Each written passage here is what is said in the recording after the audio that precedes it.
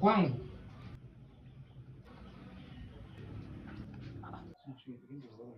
Hey.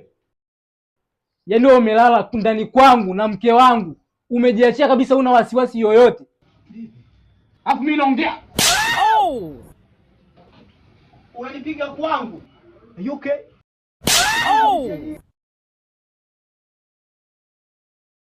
Sasa sikia, kila siku wewe unakuja hapa kijiweni nini afu najua kabisa upende kutumia hivi vitu. Sikia, kila siku unakuja unanichola hapo mwanangu.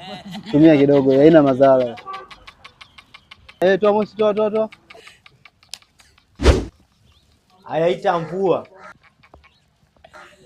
Ita mvua vizuri, nitakukanyaga wewe. Umesikia bro? Hamna nguo chafu hapa niwasaidie kufua. Au sikia brother? Mimi nipe kazi, tata ni dada yenu wa kazi.